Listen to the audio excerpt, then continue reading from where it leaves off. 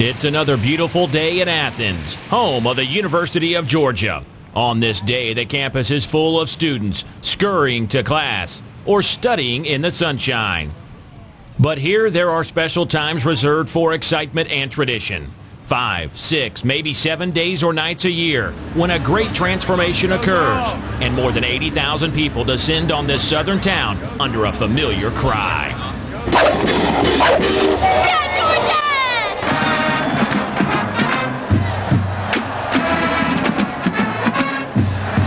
And this is where the Bulldog Nation comes together in Sanford Stadium, home of Georgia football since 1929. It's a stadium like no other, a mammoth structure dedicated to school pride and success. But like Rome, Sanford Stadium was not built in a day. It took vision, it involved risk-taking, and in the end, it meant the fulfilling of a dream, where everyone knows what it means to play between the hedges. The following is a story of one great stadium.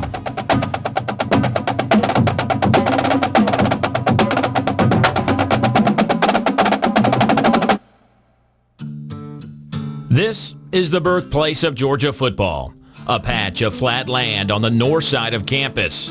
Military drills were the most common sight here, but that changed in 1892. The founder, the guy who brought football in here, was a professor named Charles H. Hurdy, who later pioneered the commercial use of pine forest in the South. He had been an undergraduate here and interested in sports, and no sports, really no organized sports, sandlot stuff. In 1892, as a professor of chemistry, he brought intercollegiate sports into Georgia, especially football. And the original football field was called Hurdy Field. It was just an open lot. That was a very rough and ready field, but football was rough and ready in those days. A lot of injuries, not many rules, not much protective equipment. Georgia won its first game, beating Mercer College 50-0. Its second and last game of 1892, a shutout loss to Auburn. The crowds, standing room only. The rules were slack. It was a little vague who was qualified to play. Generally, if you had two legs and could breathe deeply, you could play. Football caught on quickly at the university, a fact that a professor and administrator named Stedman V. Sanford noticed when he arrived on campus at the turn of the century. He came here in 1903, the University of Georgia, and he was really a schoolman, never been a coach. He had never been especially an athlete himself, and he had been a schoolman over in Marietta, Georgia, and he got a chance to teach English here at the University of Georgia in 1903.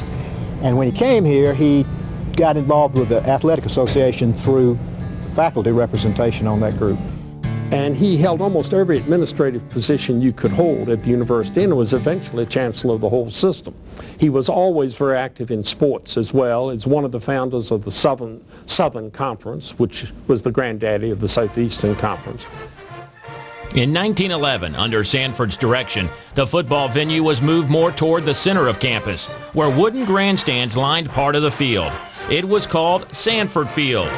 Legendary Georgia tennis coach, sports historian, and assistant to Dr. Sanford, Dan McGill, went to his first Bulldog game at Sanford Field as a very young boy. My father, who was editor of the Athens Banner-Herald, took me to old Sanford Field, which was built as a baseball park around 1912.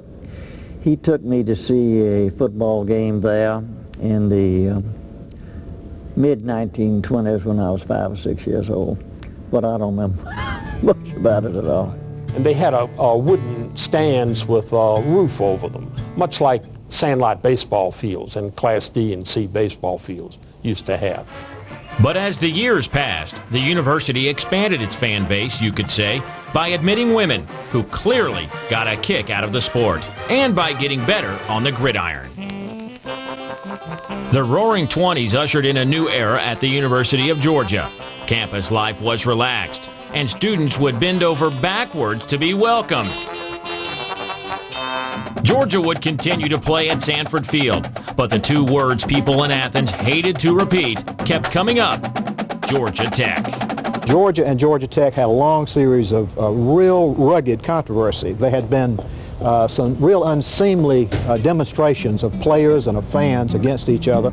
We accused Tech of using Army officers from Fort McPherson. They accused us of bringing in runners too, probably both correct.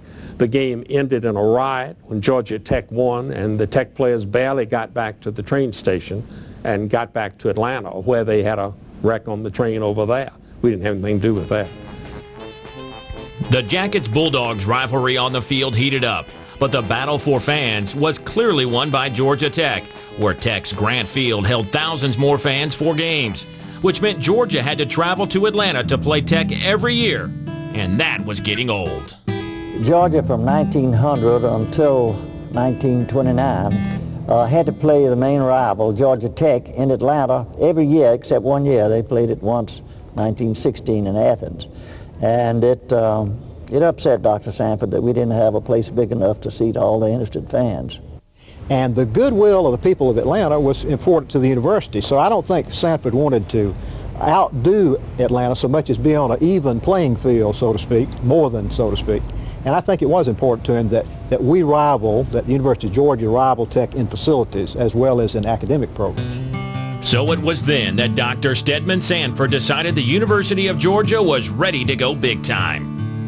When he came here and was on that athletic committee, he was a faculty representative to the Athletic Association, and he had spotted this kind of low area between the old campus and the ag campus. And it's a natural ravine, and of course it looked like a natural amphitheater. The South Campus had developed after we became a land-grant school, and the North Campus was the original old campus, and this little natural valley rested between them, and there wasn't anything much on it. It wasn't an ideal construction site. There was a little creek that ran through the middle of it. The spot was next to Sanford Field. Sanford defended his cause. People no longer attend games where the facilities are not modern and not adequate to carry the crowds, their pleasure, and their comfort. Colleges likewise do not like to handle games with colleges that cannot handle large crowds and cannot have modern facilities for the players. The students and the players likewise are entitled to facilities equal to those found at other universities of similar rank and standing. One thing that bothered him about the Tech series in Atlanta, in 1927 we had an undefeated team, 9-0, ranked number 1 in the country, and we had to play Georgia Tech on Grant Field. We had some fast backs. Well, the legend is that Tech watered down the field every night for the game to make it a quagmire. They beat us 12-0, and Dr. Sanford, they say, I didn't hear him say it, said, "We're going to build a stadium bigger than Tech. I swear we are. We're going to play that game in Athens every other year." But where was the money going to come from? The Athletic Association had just put up a new gymnasium, old Woodruff Hall, which was a barn-like structure, and they just didn't have any money. But they were convinced they could make money and prosper with a good stadium. Sanford knew what he needed to do. With this Athletic Association connection of his, he hit upon the notion of having members of the Athletic Association who are alumni sign notes, not give the money themselves, but sign as a guarantee of notes so that the money could be borrowed from a financial institution. Eventually the Georgia Trust Bank made the loan, but he limited these note guarantees, and several hundred people signed those notes. In fact, some people wanted to sign the notes even after they had oversubscribed. So it was a very popular thing with a minimum of personal investment and yet a commitment on the part of the people that they would be good for the loan. They were known as the stadium guarantors, and they were entitled to 50-yard line seats for the rest of their lives. But they didn't have to pay a dollar. Our plan, we think, was both unique and original. We asked loyal friends and alumni to lend us their moral support and financial credit. This plan was acceptable, and they endorsed their name to the Athletic Association. Sanford, I suppose, deserves a lot of credit because he was a driven, activist sort of administrator. And also, of course, the supporters deserve a lot of credit. The University of Georgia graduates are loyal supporters of this school. So in 1928, with a guaranteed loan of $150,000, roughly half the stadium's cost, Dr. Sanford and the university embarked on the project of a lifetime. With money in hand, construction began to transform the Tanyard Creek bed into a 30,000-seat stadium. Some of the work had already been done by nature. In the development of campuses, when football stadiums started to be built, they were usually built on the edge of the campus, not in the old core where the academic center was. And so they looked for land that was really not the best land for academics. And that usually was a ravine-type area, where the bottom land would be the field and the earth sides would become bowls that you would build concrete bleachers or concrete stands on. And that was a very economical way to do it. So a lot of stadiums on campuses were built in this kind of ravine situation. The stadium's architect was T.C. Atwood of Chapel Hill, North Carolina. The plans were similar to those of the University of North Carolina's Kenan Stadium, which had just been completed. The architectural plan was almost like a canned program because the builders had been doing stadium around the country in other locations.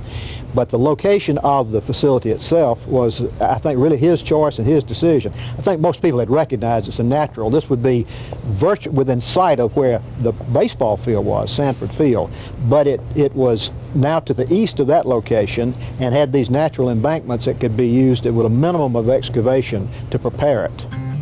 Work proceeded at a furious pace. The hardest workers were mules and prisoners. In the 1920s and 30s, convict labor was used a lot. Remember in Gone with the Wind when Scarlett was running a lumber business, she hired convict labor. That could be abusive and sometimes was. I don't think it was particularly abusive when they used convict labor to build Sanford Stadium. Apparently these laborers were kept in a stockade over by the river, and they worked on this project. Throughout the 20s and 30s, there was a great deal of convict labor used on public works projects, and that's what Sanford considered the stadium to be, a real public works project. I remember seeing the convicts with the striped uniforms on. So it didn't cost anything to build for the labor. But on many a day, you could see Dr. Sanford out there, shovel in hand, purpose unwavering. It is no longer the city that attracts the football crowd. It is the football game that draws the crowd. Today, the college realizes as never before that the contest must be played on the college campus with the college atmosphere present.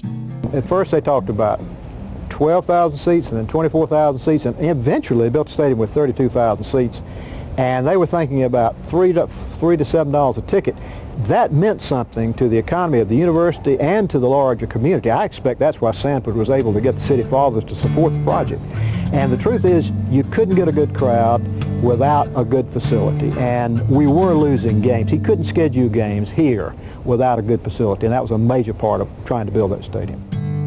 In a little more than a year, it was done. Tanyard Creek now ran underground through a concrete culvert. A new field, tons of concrete, and freshly painted bleachers sat on top. All around them, a legend was already growing. The hedges, which surrounded the field, were just 12 inches tall. They were put there as just a practical way to separate the field from the stands. around 1926 or 1927, Alabama was the first Southern team to get a Rose Bowl bid. Their business manager of athletics, or athletic director, was a good friend of our business manager, Charlie Martin. And he invited Mr. Martin to go with the Alabama team out there to the Rose Bowl. And Charlie was impressed by the hedge of roses, the beautiful hedge of roses around the field in Pasadena. The original plans were to put a hedge of roses there, but the horticulturist at the university said it wasn't feasible. But Privet ligustrum thrived here. Georgia football was truly ready for the big time. The Georgia Bulldogs had a brand new stadium. Now all they needed was a big-name opponent. All eyes were on New Haven, Connecticut. We had been playing Yale for years on pretty much even terms. Yale would not come south to play. We had to go up there to play because they were a bigger school and had usually a better football team. But Yale was our parent institution. The first two presidents of the University of Georgia were Yaleys, and they recognized in a kind of friendly, paternal way that we were their stepchild. Some of the favorite games had been the games at Yale in New Haven, because there are a lot of historic connections between the founders of the university and New Haven. In fact, Abraham Baldwin is considered one of the founders of this university, was a Yale man. And so historically there had been this attempt to keep a connection between Yale Bulldogs and the Georgia Bulldogs. On October 27, 1928, a local businessman, Ralph Murray, wrote to his friend, Yale athletic director John Cates. Jack, just imagine the benefit to Yale if they were to come down here and play. Think of the publicity they would receive. All the papers in the South would be talking about it, and it would result in many a fine Southern chap finding his way to Yale for an education. Yale's answer was yes. The football team's first ever trip south of the Mason-Dixon line would be to Athens. Sanford scored a real coup by getting Yale to appear here rather than make the trip to New Haven. So that was a major accomplishment of his, and he took a lot of pride in that.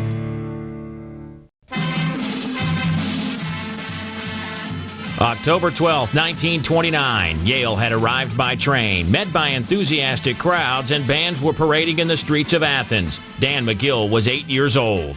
Went down with my father, tagged along with him. That was a big deal in the old days, seeing the team off on the train. The student body would see them off and they'd welcome them back. Well, it seems like everybody in Athens went down College Avenue all the way to the train station to greet the Yale team. Well, they didn't cheer too much for the Yale team because they were all Yankees, you know, and the war between the states had been over, maybe 70-something years, but all of a sudden they still looked askance at the Yankees. And when the Yale band stepped off the train and were playing their tunes, nobody cheered them much. But when they went by the reviewing stand at the City Hall, there at the top of the hill on College Avenue runs right into the university. They broke into Dixie, and they got the biggest cheer you ever heard, and they were accepted from then on. Georgia, led by Coach Harry Meir, was the underdog. People came by train, by foot, and by automobile. More than 7,000 cars. The atmosphere was one of celebration. A shining new stadium was being introduced to the world.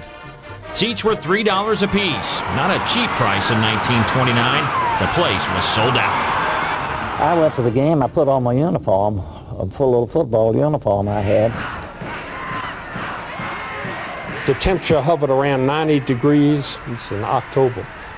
They used newspapers to protect themselves from the sun and to keep away the harsh sunlight. Men removed their coats and ladies fanned themselves with special 50-cent programs sold at the game. Cold drinks were consumed by the thousands.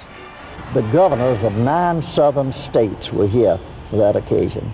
It was really a big deal. At halftime, Dr. Sanford went out to midfield for the dedication of the stadium that bore his name. His team would not disappoint him or the rest of the Georgia faithful. All-American Vernon Catfish Smith would be responsible for all of the Dogs' 15 points, while the defense stymied Yale. The final, 15-0. There was no hard feelings after the game. I guess it helped that we won. And as one account put it, at the end of the game, students set bonfires and rang the chapel bell all night. The New Yorker magazine explained it as being a case of the Yale boys not having sense enough to stuff their ears with cotton in the pregame ceremonies with all the hoopla and speeches and all the brass bands, that they were confused, sweaty, and baffled in trying to run their plays in cadence with 1880s oratory. It was as great a victory as getting the stadium built, is to beat Yale in that inaugural game. The game and the stadium, both were a smashing success. Yale donated its half of the gate receipts to help Georgia pay off its loans. In just 5 years, Sanford Stadium had earned its keep. It was now one of the largest stadiums in the South. But like a young child, it had plenty of room to grow, and grow it would.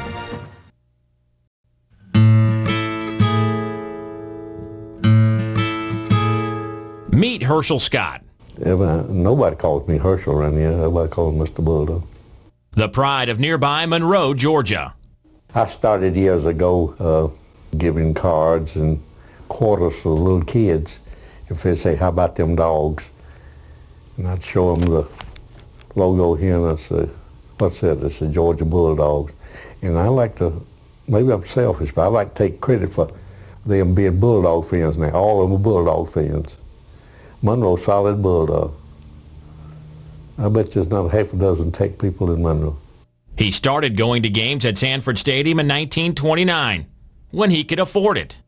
During the Depression, didn't have the money to go to games, so My older brother would draw a football field on a piece of paper with yard lines marked on it, and we'd take a buckeye and move it up and down as the ball moved.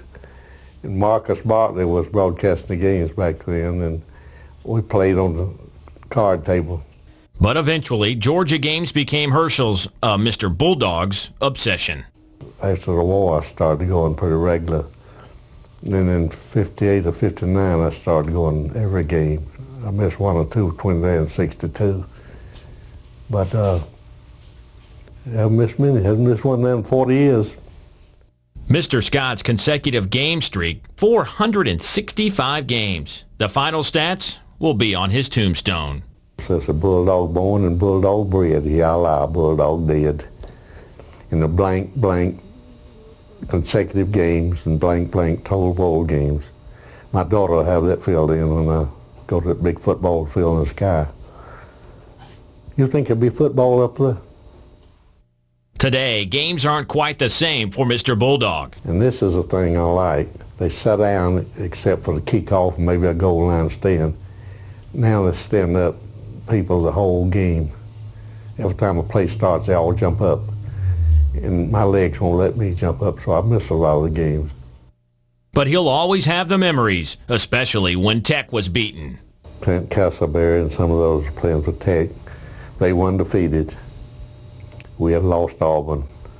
So I said, well, one that won the game over at Tech in Georgia would be invited to the Rose Bowl. So we tore their fannies up. I don't like a color yellow or mustard. Won't even eat it on a hot dog. Dan McGill remembers another beating at Sanford Stadium. It was November 11th, 1935, and LSU had come to town. And after they had won the game, they came down to the field to tab the goalposts. Well, on that particular day, one of the biggest baseball bat manufacturing companies was in Athens. It was called the Hannah Bat-Right Company. But they had given out sample bats just about 2 feet long to all the student body and the fans. So while the cadet corps, they didn't have their rifles or bayonets, the Georgia student body had these bats. And they ran the cadet corps off the field all the way to the train station. They still won the game. LSU was counted, but Georgia won the fight. But most of the time, the crowds were well behaved. That wasn't necessarily true of the players. Joe Tarachinsky played for Georgia in the 1960s. His father, Joe Sr., played here in the early 40s. It used to be a tradition that they would take the freshmen in the middle of the night, kidnap them and take them down because the creek runs underneath the Sanford Stadium and comes out across the way in the cemetery. And when you're a young freshman, you don't know that. And they used to take you and grab you and force you to walk through this tunnel. And it didn't matter who you were. When you got in that tunnel and you started hearing all these strange noises and squeaks and hitting the spider webs, you started crying. But you knew you couldn't go back. You just kept on feeling your way, slipping and sliding, and finally about halfway you see this faint blue light at the other end of the tunnel, and you'd start running. And then all of a sudden when you get out there, there's those tombstones. You thought you died and didn't know where you ended up. So it was a pretty big initiation for many years that the players used to have to go through that tunnel. And then eventually they stopped that, thank goodness, before I got here. The river stayed, and so has the cemetery. But over the next 20 years, Sanford Stadium underwent some major changes. Field-level light stands were erected in 1940. 5 years later, Dr. Sanford died, but his project lived on. Temporary bleachers were spread all around, and 6,000 permanent seats were added to the south end in 1949. 10 years later, a 26-year-old assistant made his coaching debut in Sanford Stadium, but not for Georgia. Auburn's Vince Dooley was on the sidelines for the now famous game between the two schools. And that was the game in which Fran Tarkenton threw a pass to Aaron, the receiver, late in the game to win the ball game 14-13, which gave Georgia its championship in 1959. So that was a bitter pill for me at the time because I was coaching at Auburn. And at the time, Dooley gave the team and the fans high marks. Sanford Stadium was another issue. I don't think at the particular time that I was overly impressed. I I didn't think they did a good job with the structure of the press box, the additions that they had. I didn't think it was in conformity or harmony with the rest of the stadium. They put temporary bleachers in one place. The press box was not very well done, but I was impressed with what I thought was great potential. And little did he know at the time, but Dooley's coaching potential and Sanford Stadium's potential to be a great stadium would come together just 5 years later. Georgia fans would have a hard time coming to Sanford Stadium without seeing this man, longtime Georgia football announcer Larry Munson. He came to Georgia in the early 60s, and by then, the competition, not just on the field, but in the stands, had grown fierce. After I got here, which was then in the 60s, I realized it was almost like a race. It was almost like every single school was trying to get bigger and better, almost year by year. Everybody started expanding. And I would light a cigar and come walking slowly to the stadium, and we hadn't double-decked it up yet, and so we weren't quite this big, but we were getting pretty fancy looking. But people were cooking food all over, and some of them just had card tables out, and some of them were trying to be merchants and sell merchandise, and doing it technically without the permission of the school or the conference. But you got to know all those people, and they wanted you to take a whole plate full of food, and you were trying to get upstairs. At the same time, you're trying to be nice, and people were handing you biscuits and sausage and stuff, and that went on for years and years. They would have cigars ready for me and stuff like that, and those were great times. Now, they really were. Great times on the field were more scarce. The Bulldogs were losing more than their share of games in the early 60s. Then in 1964, 31-year-old Vince Dooley rode into town. The athletic director who came here was a person that was at Auburn. He was a basketball coach, and we had scouted together. And Georgia at the time was going through some very troubling times. He became the athletic director. They gave him the authority to hire the coach, and he stuck his neck out a mile and selected me, a total unknown. I was the freshman coach, which was my background, of the rival school at the age of 31. And that's not very good credentials to be the head football coach at Georgia, but nevertheless, they made a commitment to the athletic director, and he hired me. The changes at Sanford Stadium came quickly. The lights, hard to see around, were removed. End zone seats were added. And one more thing, Georgia started winning again. The first year we went to a bowl game, and Georgia had not been to a bowl game in 3 or 4 years. They had not beaten Georgia Tech in 3 or 4 years. We not only beat Georgia Tech, we beat Florida, and had only beaten Florida 2 in about 14 years. And going to a bowl, we went to the Sun Bowl. They were so excited, you thought we had just won the national championship. And then by the next year, we beat Alabama, who were national champions. We beat Michigan, that were Rose Bowl champions, and Big Ten champions. And then by the third year, we won the SEC. So then it was quite obvious that there was great enthusiasm and there was a need to expand the stadium. The question was how to expand. The Atlanta architectural firm of Heery & Heery was hired to come up with a plan. Fortunately, we had some architects, I think, who presented, did a tremendous job of presenting plans that were harmonious with the base of the stadium. I think at that point it was to create a stadium that had some amenities for the fans, brought them closer to the field, and respected the existing architecture of the stadium that was already there.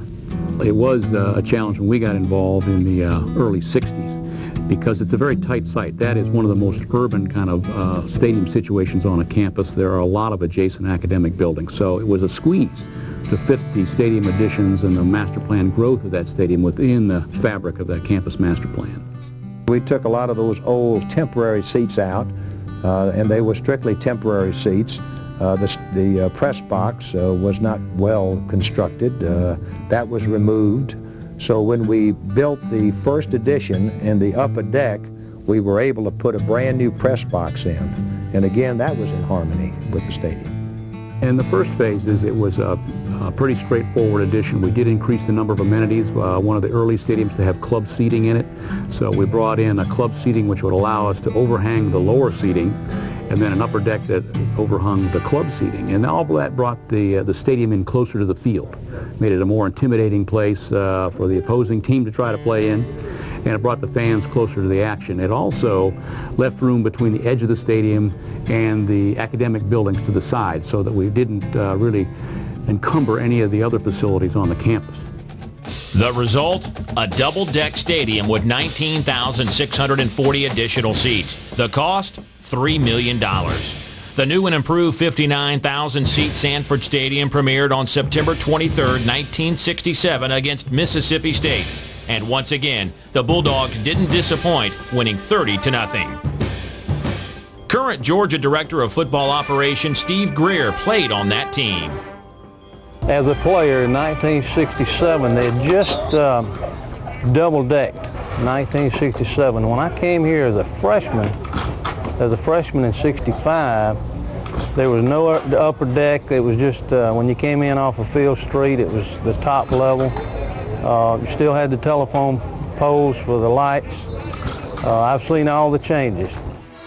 One of Greer's teammates was born in Athens. His father, Porter, was a star player at Georgia from 1948 to 1950. His name, Billy Payne. And I remember, at that point, I must have been 5 or 6. And I remember going up there and sitting on the knees of Coach Butts and Coach Lumpkin and riding in the bus with the team down to the scrimmage from the dressing room. And so I have very, very vivid memories for that whole period of time up until I was about 13 or 14 years old, going to Sanford Stadium, golly, 4 or 5 times a year. It's where my dad fought and sweated and you know, made his name as an athlete. And that made it very special to me, a sacred ground to me. I remember almost laughing. Here I was, my head coach at the University of Georgia was only about 13 or 14 years older than I was. And I remember the first time we met him, you know, we walked in and we had a team meeting and we left and said, man, he could be playing on this team. He's going to be our coach. Well, we quickly learned that Coach Dooley was the disciplinarian and the boss. My 3-year period, when I came, freshmen couldn't play on the varsity. So the 3 years I played on the varsity, we only lost 4 games. Didn't lose any in Sanford Stadium. So I'm one of the lucky few who can say that I never lost a game in Sanford Stadium, and that's a great memory. Payne walked out of Sanford Stadium with a degree in 1968 and would run back in 28 years later to a site he helped create and one we'll likely never see again. By the 1970s, Sanford Stadium had many established characteristics, like the hedges and a mascot cemetery. One newspaper account said we were the only major college team or college stadium in the country that buries our mascots within the stadium. I think there are 5 Uggers in there. We do not bury our former coaches there. That needs to be stressed. The original mascot was a goat. Why? I don't know. And then we got into the Bulldogs, and then thanks to Sonny Sala, we've gotten into these purebred Bulldogs, who are kind of genetic disasters, but cute dogs. But outside Sanford Stadium, another group had been making a name for themselves for years. We call them the track people. They had a wonderful time. It became a great tradition.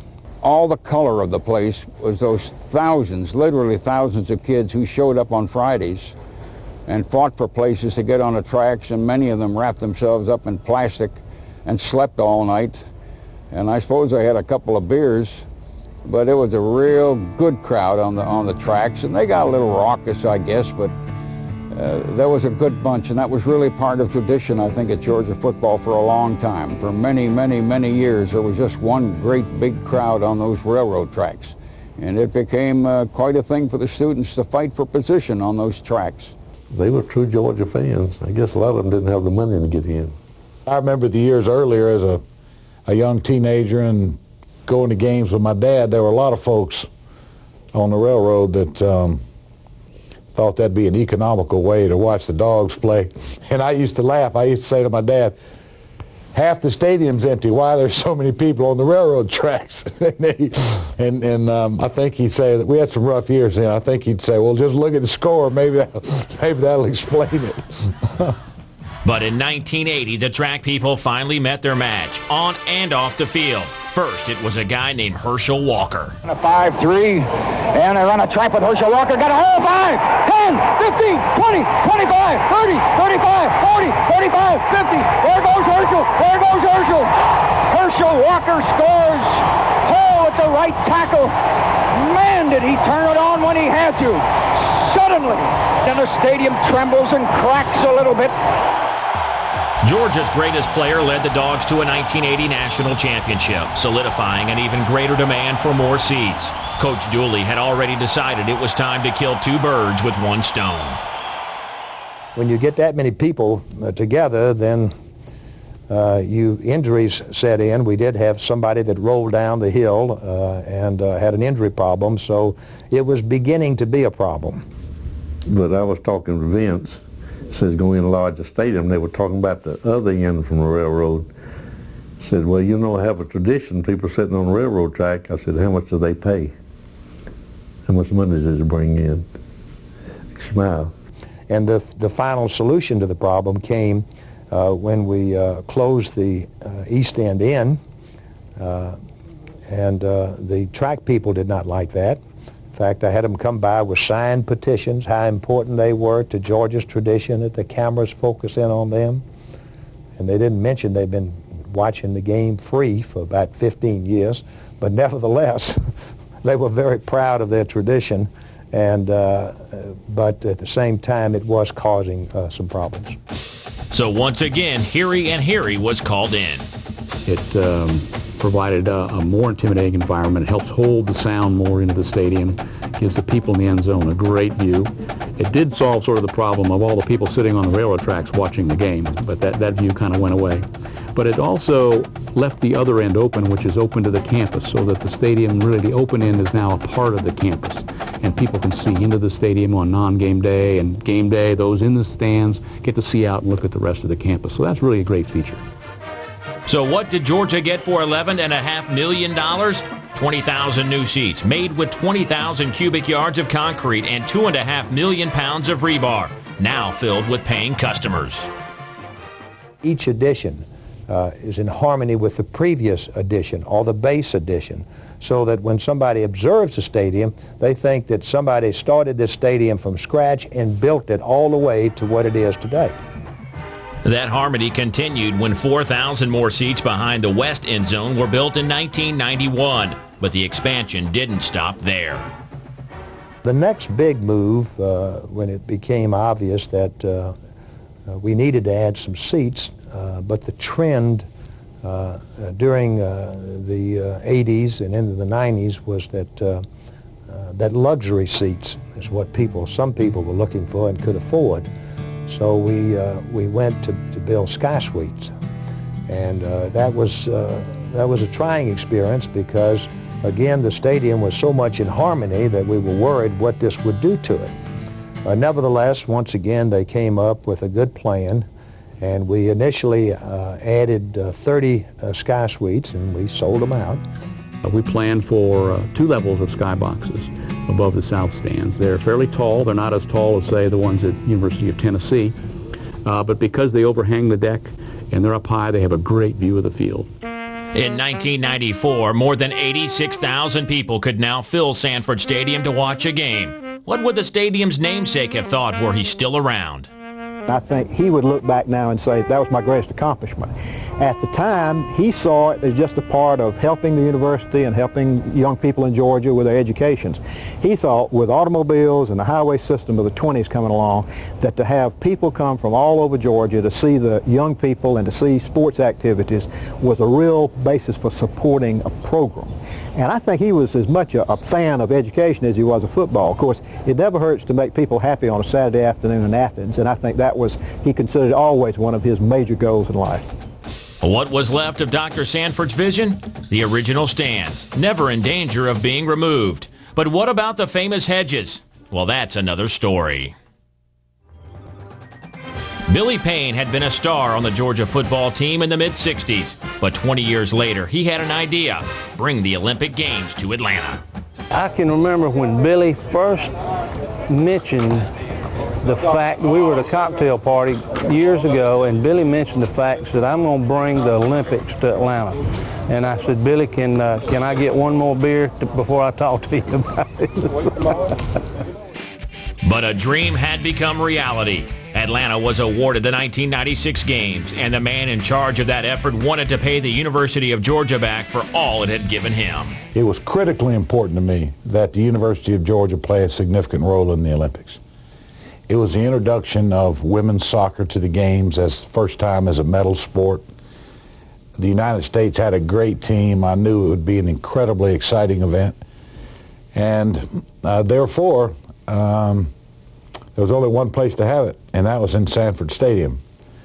Of course, I was kind of busy, and I didn't bother with all the measurements, but as it turns out, the curve at the end of the stadiums on both ends of Sanford Stadium made it too narrow for the width required for soccer. So I went to Coach Dooley and I said, well, we got a little problem here. In order to do that, it means you had to restructure the stadium and take out the hedges. And I knew that this was going to be a serious problem with some of our football purists. I mean, they could not imagine taking out the sacred hedges, particularly to play soccer out there. He probably thought about the security of his job, you know, that I'd lost my mind, how are we going to get away with this? I did come up with a good plan, though. I did feel like that our hedges were going down a little bit, so I had a couple of horticulture experts on disease to go look at them. He did a lot of research, talked with all the engineers, and he got all the agronomists in there, and I think he would confirm that the hedges that were in place at that time were just about at the end of their normal life cycle and needed replacing. No, I didn't do anything to the hedges, but they found a bad case of nematodes, a very serious case. That's the story we decided to stick to anyway. So what we did, we took cuttings of the original hedge and kind of the sons and daughters of the hedge, and we grew them for 3 years while we redid the stadium. I think for a while there, both Coach Dooley and I became on the hit list of Georgia fans in terms of popularity. We grew them in two places. We grew one in Dudley Nursery in Thompson, but we also needed a backup. So we also grew some others in Florida, but we did not disclose what part of Florida because of the closeness to some of our enemies in that area. Finally, on a glorious, hedgeless summer day in Athens, Billy Payne ran back out onto his beloved field, this time with a torch in his hand. Very recently before then, only less than 2 months, I'd had neck surgery. I drew some confidence in the fact I only had to run 200 yards down and back. And I remember very vividly that as I made the turn to come back, my hip gave out on me. And the reason it did, that part of the graft they put in my neck, they'd taken as a piece of my hip bone. So, you know, it hurt more than the neck did. I was very noticeably limping and I was embarrassed and everything. But nevertheless, I saw Coach Dooley waiting for me on the other end, and kind of reminded me of my football days. You know, I had a job to do and I had to make it to the end, which I did. Eventually, the U.S. women's soccer team would win gold in Sanford Stadium in front of the largest crowd to ever watch a women's soccer game. It was important. I told Coach Dooley before I did, I said, this torch will never leave Sanford Stadium. And I gave it to him. I said, do whatever you want to with it, but I don't want it to leave here. And he kept it locked under lock and key in Sanford Stadium until they built an appropriate little glass enclosure to put it in as you walk on the lower level underneath the bridge there, and it's there today. But what about the hedges? They, like the memories of Olympic fame, were safe in the hands of Vince Dooley. The original hedges, the sons and daughters who went on a vacation at their young age to grow up in Florida, but they came back home to their proper birthplace. And the Hedges thrived, except for an ugly incident in 2000, after the Bulldogs finally beat Tennessee at home after years of frustration. The next game, because we had to trim back the hedges, we had sticks out there, and I do think that there was a great sense of remorse from those that saw what they had done in this post-game celebration. But like the stadium itself, the Hedges persevered. With the addition of more skyboxes and the building of 5,000 additional seats on the north end, Sanford Stadium has become the 5th largest on-campus stadium in the country.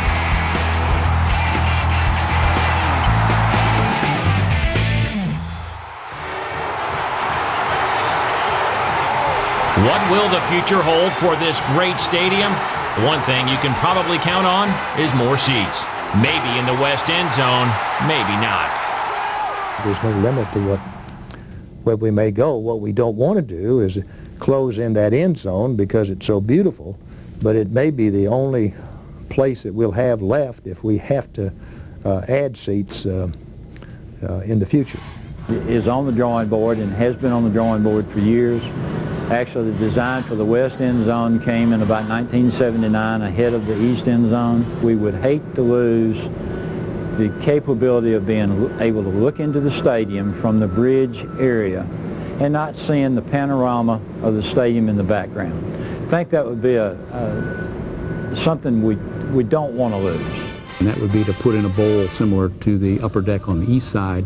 But we would probably leave the club level open so that the people that are on the road now, that road become a plaza that would overlook into the stadium, so you'd still have that campus to stadium connection on a daily, year-round basis, even when the stadium's not being used. But no matter what the future, Sanford Stadium will always be one of the most cherished places in college football. A truly great stadium. I occasionally make speeches up there at night in those skyboxes before sponsor groups and donor groups and things. And that's quite a view up there at night when the lights are on down on the field. As much as I may hate night football, and as you get older you hate the dog out of night football, it's still something to stand on top of the stadium at night when the lights are on in the stadium and you're standing there working. There's something about Sanford Stadium and the University of Georgia that is probably the most beautiful place to play a football game in the world. Saturday afternoon, the sun's shining, you got a sea of red, you know, you begin to hear the excitement, you know, in pregame warm-ups, and to be between the hedges, you know, is exciting for me. Sound really carries well. You can really hear the hits, you can hear the collisions. The hedges are beautiful, and just the way it sits, it's just a natural setting for everybody. It's a great place to play college football. I think when you take it overall from the standpoint of tradition, from the standpoint of beauty, from the standpoint of the setting, from the standpoint of all of the additions being harmonious with the original stadium, I don't think there's a better stadium in America. You know, I've been to 110 countries of the world, to a lot of stadiums, and I've yet to see one any prettier than Sanford Stadium. It's like it was, you know, God intended a stadium to be there.